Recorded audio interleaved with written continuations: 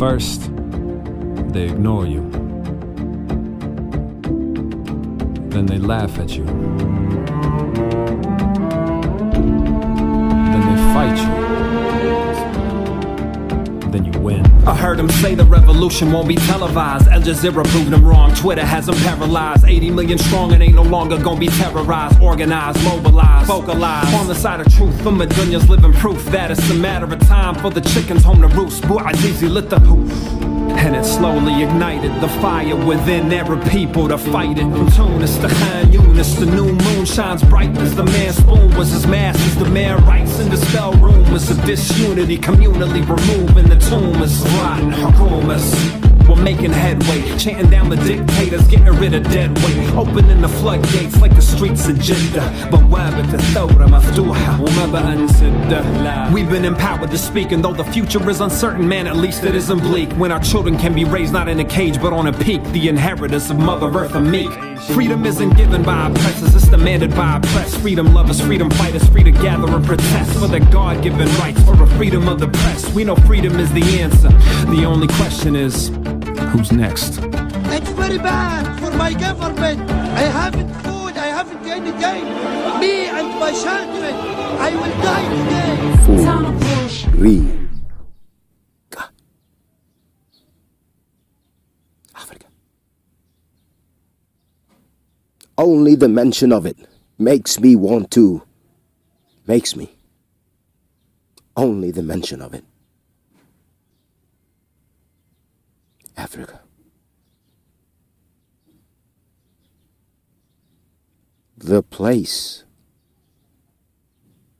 of the spirit body of Enkai. Akuji. Enkai. Mungu Baba, nguvu yetu.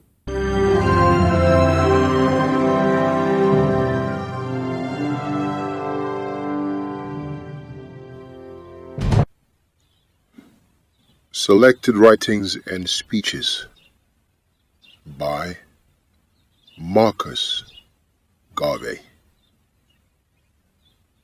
The World Gone Mad. Force only, argument to correct human ills.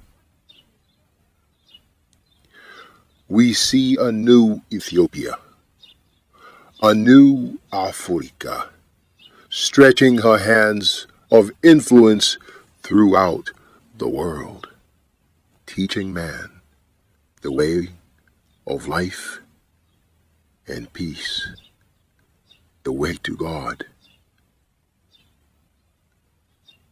New York City, May 16, 1923. The Negro World, May 19th, 1923. Fellow men of the Negro race, reading. The world is on fire. The world, the whole human race is gone mad. Man has lost his reason, and now we are in for an age of ruin and destruction that will upset the efforts of the human race for the last 500 years. All this has been brought about by the drunken greed for power on the part of certain races and nations.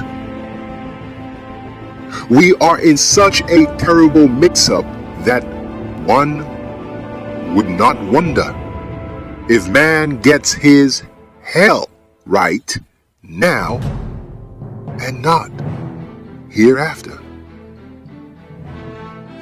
Everywhere you look and on every side you turn, you come in contact with the undermining influence of the one race against the other, the one nation against the other. It is apparent that truth, justice, love, mercy have taken their departure. And all that we have is the reign of selfishness and greed, which will ultimately be the wreck and ruin of our civilization. One part of the world is determined to upset the other part. One race is determined to destroy the other for its own selfish existence. And so, in this rigid competition for a place and for life, we can do no better than strike out in our own direction to save ourselves from this wreck and ruin that threatens.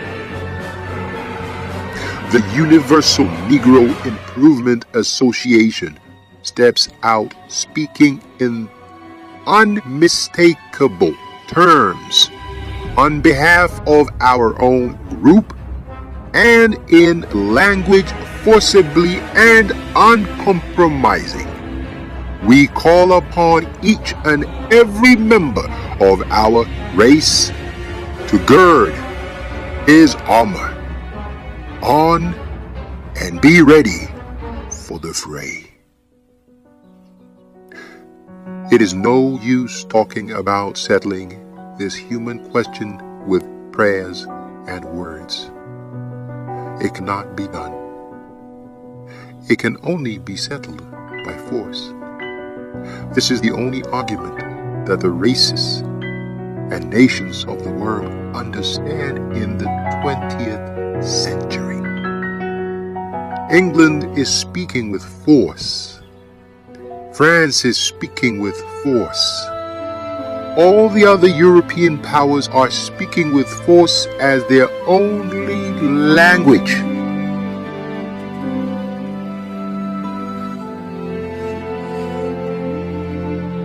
Other races or the people who cannot present to the world organized force will be naturally dragged under in the tidal wave of race oppression. England and France are more determined than ever to exploit and subjugate their darker citizens and subjects, their professions notwithstanding. It is no use looking to them in the sense of the larger humanity, because they have lost their Christian souls.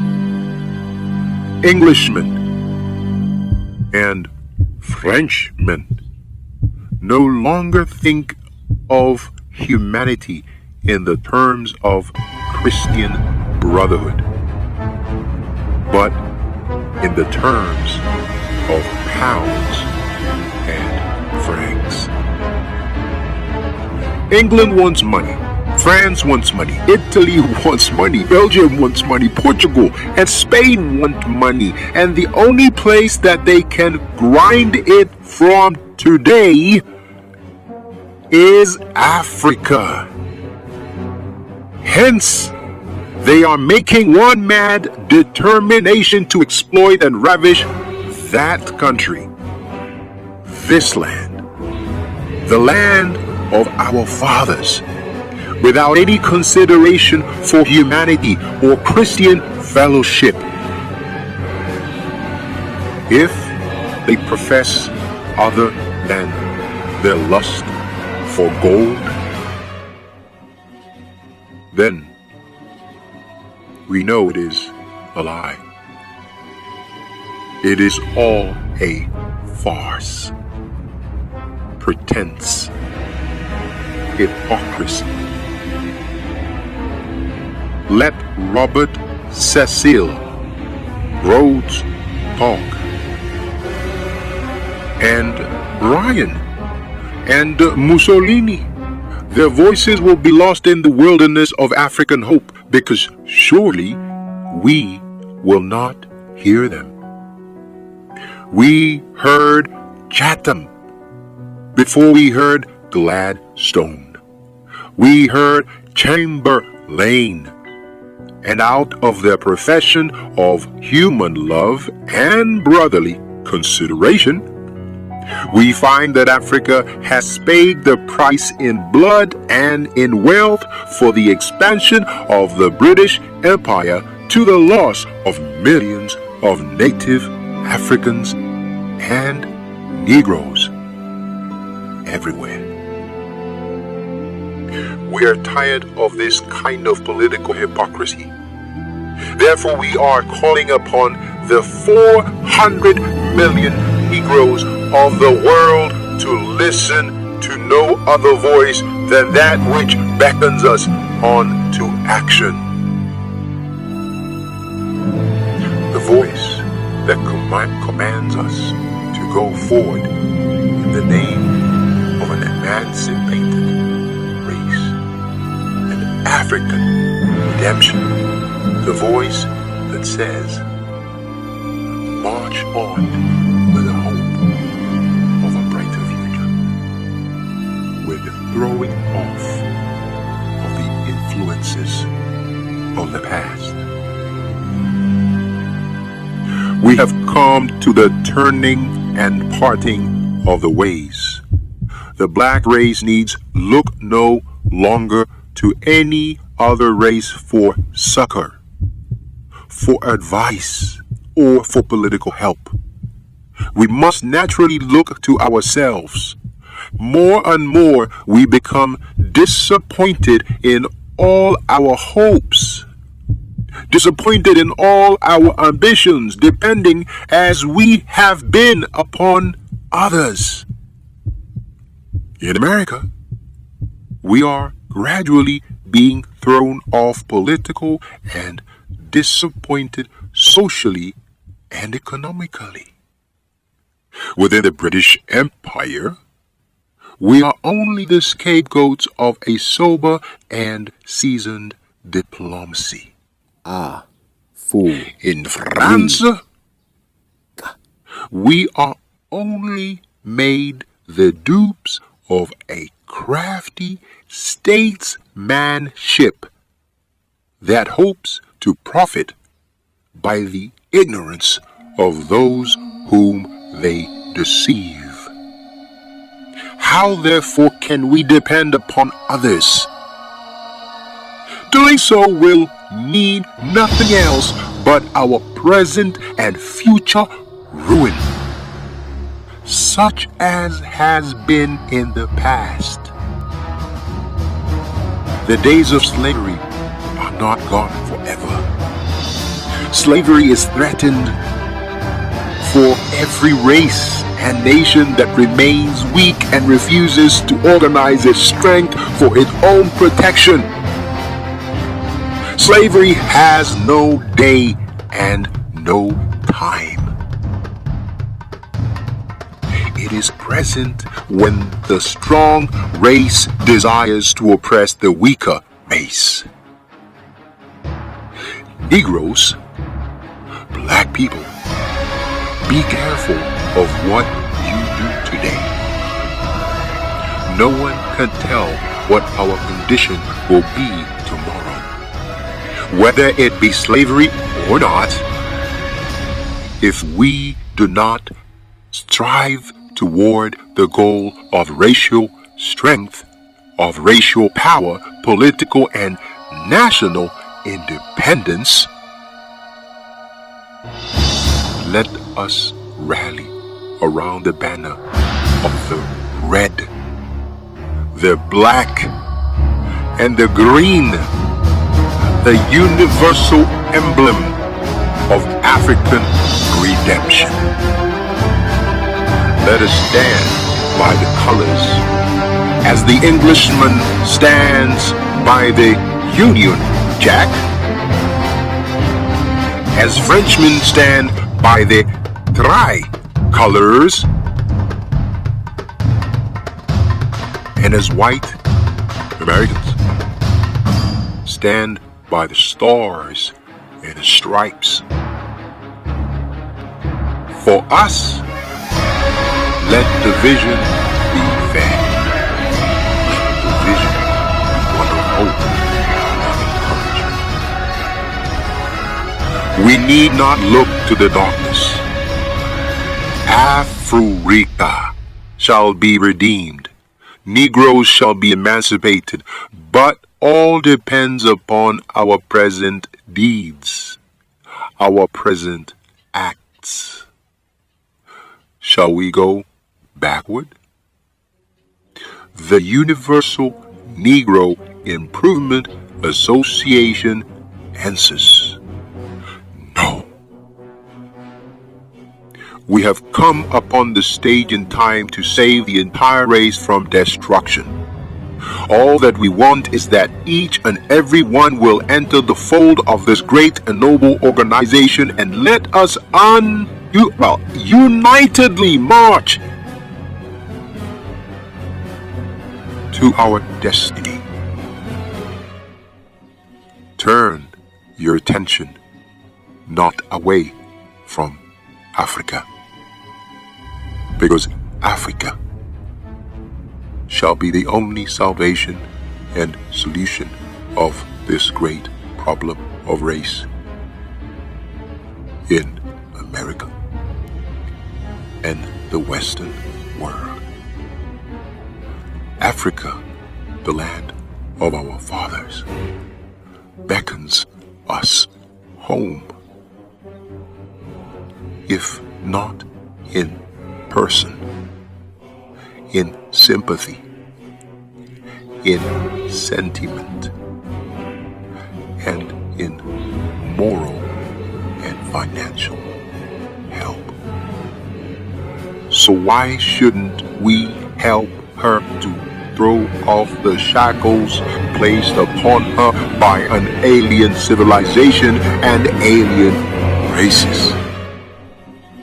Why shouldn't we help her put to flight the enemy within her doors who seek her very vitals?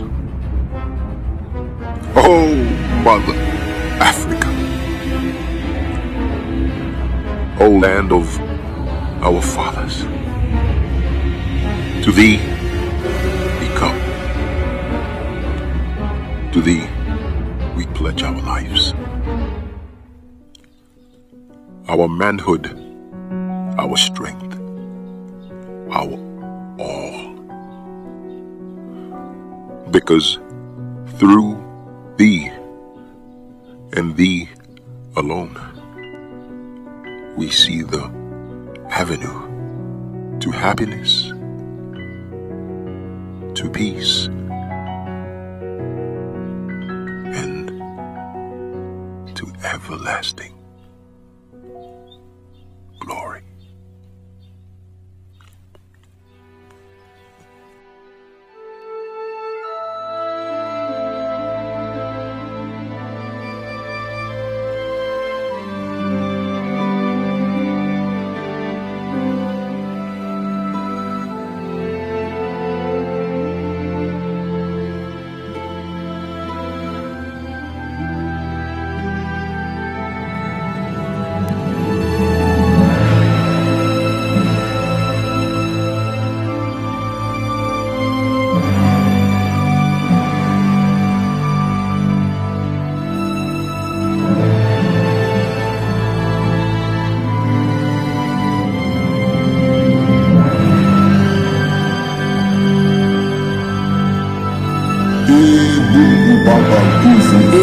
Mungu Baba, nguvu yetu,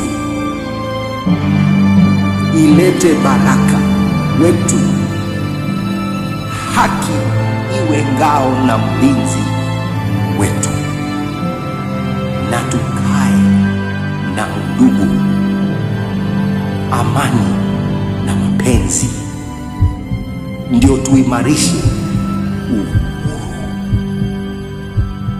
Tuungane sote pamoja, tujenge maboma na makazi zetu, furaha, tupate na ustawi. Ndio kila siku tuwe na shukurani.